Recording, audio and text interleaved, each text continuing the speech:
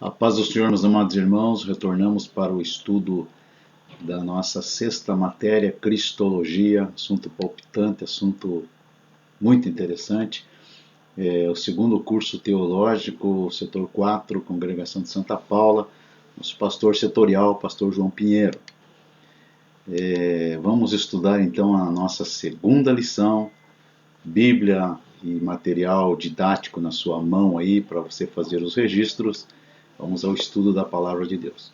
Então nós temos, já vimos no início lá sobre o nascimento de Jesus, sobre a apresentação dele no templo.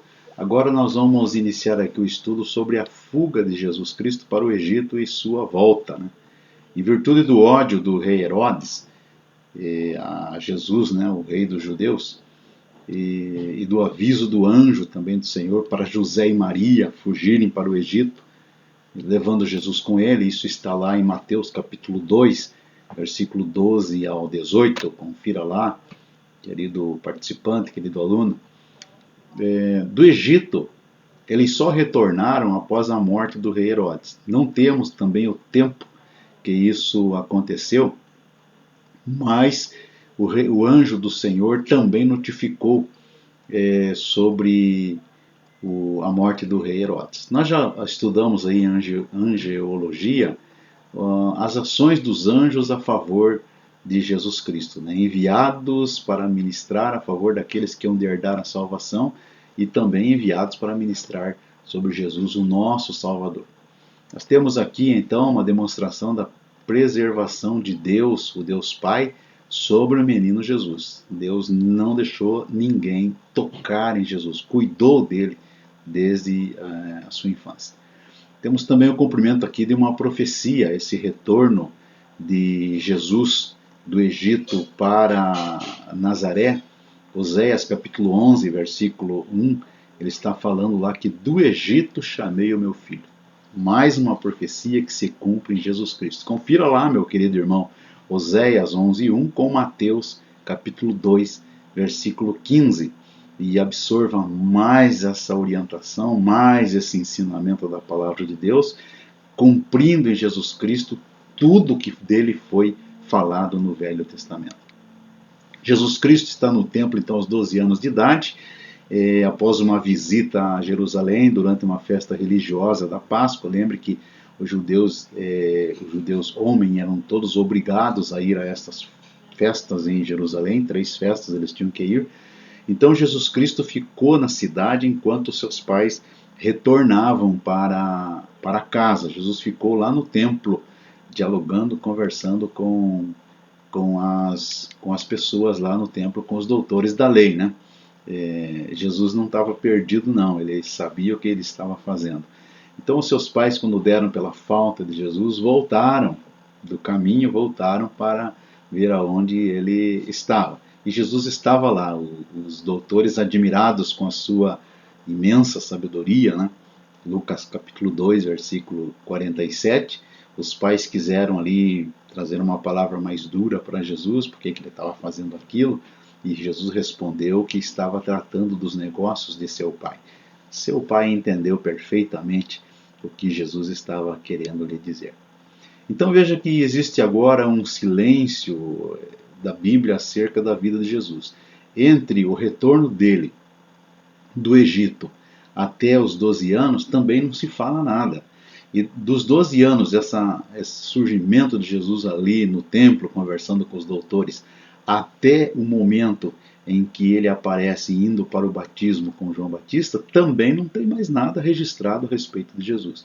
Existem muitas especulações, existem muitas teorias, existe muita conversa fiada, que Jesus andou nesse tempo lá pela Índia, pela China, mas é tudo conversa fiada, meus irmãos. A Bíblia não registra nada e nós não precisamos estar preocupados com isso também.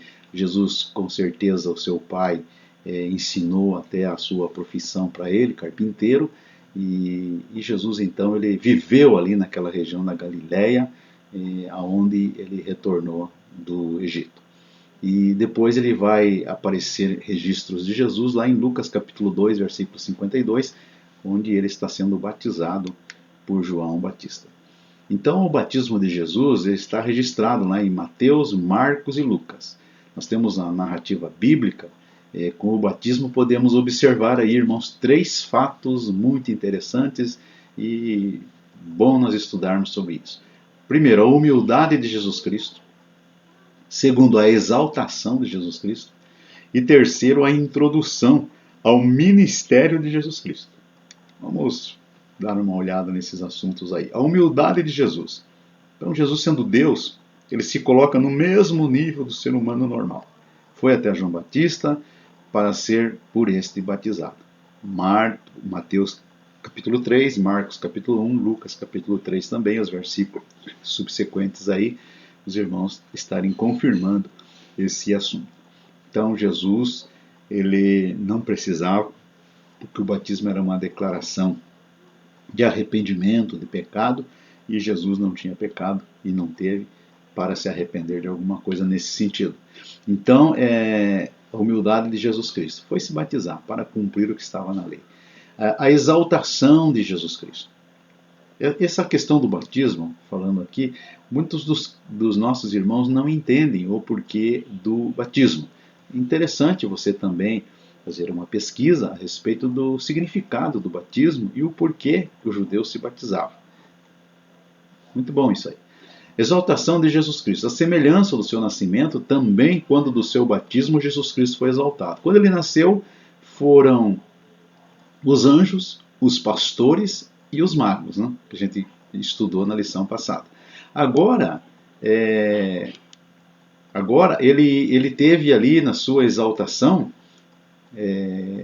do seu batismo, teve ali as manifestações, veja bem, manifestação do Espírito em forma de pomba, a manifestação de Deus através de uma voz vinda do céu e a manifestação de João Batista, falando que ele era o Cordeiro de Deus que tirava o pecado do mundo.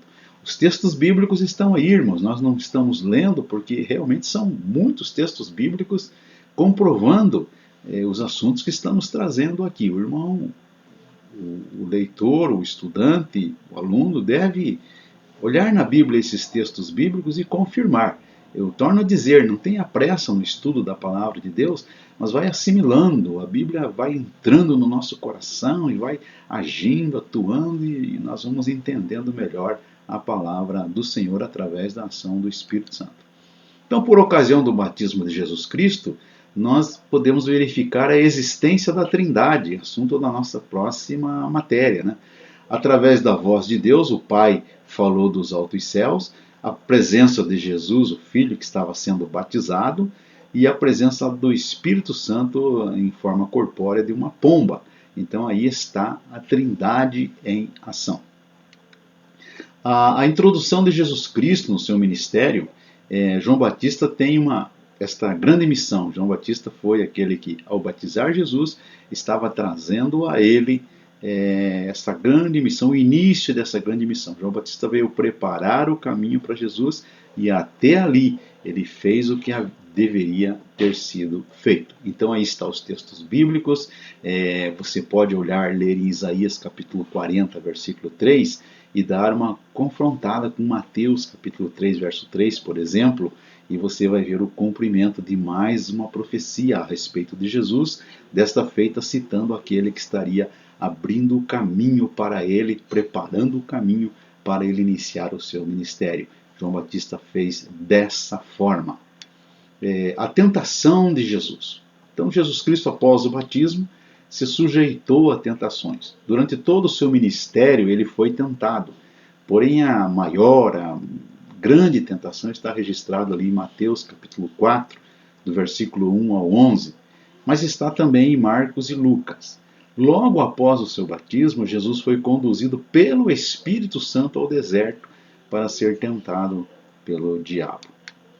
Estava aí iniciando Jesus o seu ministério e iniciou de uma forma assim em que o inimigo veio tentá-lo, né?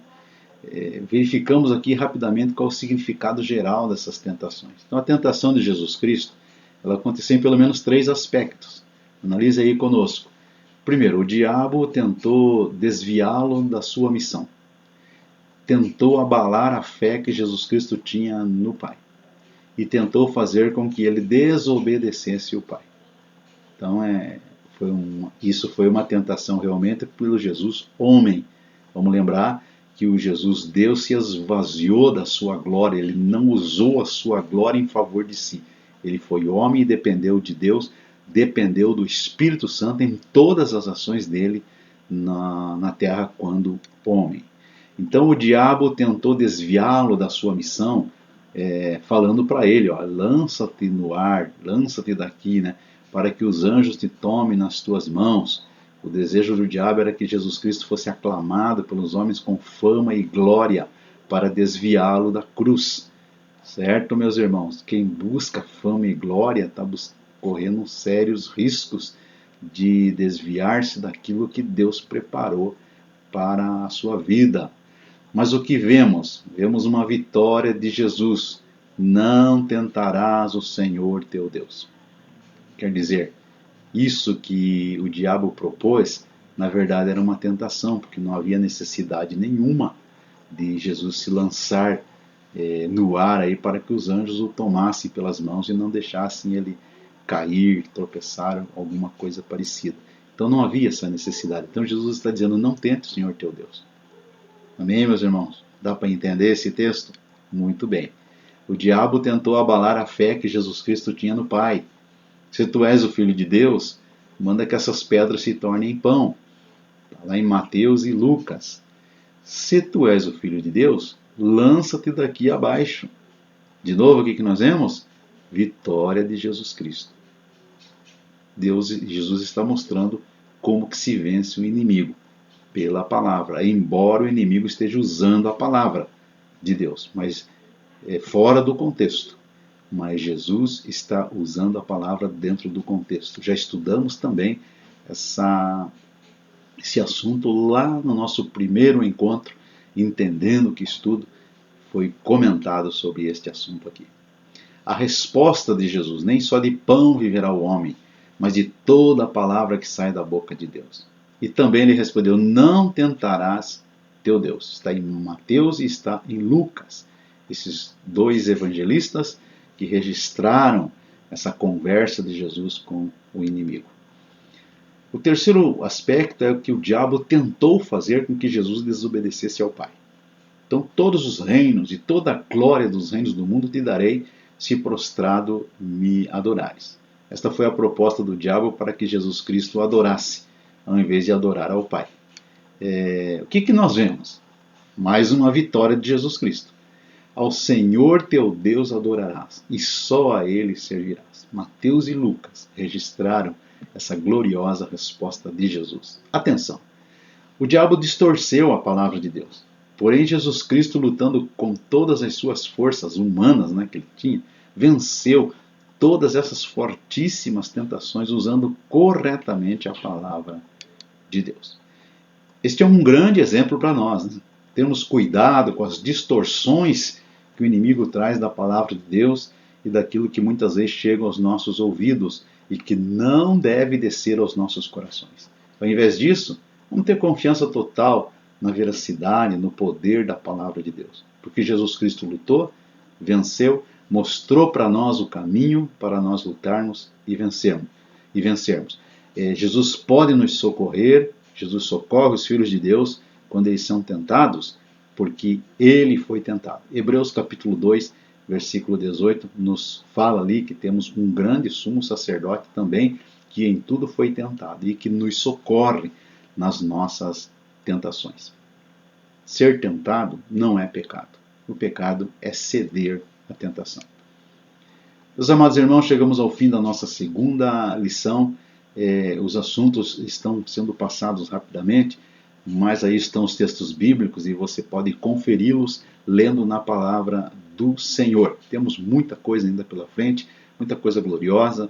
Falar de Jesus dá vontade de ir embora, não parar mais, Mas, meus queridos irmãos, encerramos a nossa segunda lição. Que Deus abençoe você. Em breve voltamos aí com a terceira lição dessa sexta matéria, Cristologia. A mão de Deus seja sobre ti, meu irmão, e as bênçãos do Senhor sobre todos vocês, irmãos e irmãs, em Cristo Jesus. Deus os abençoe.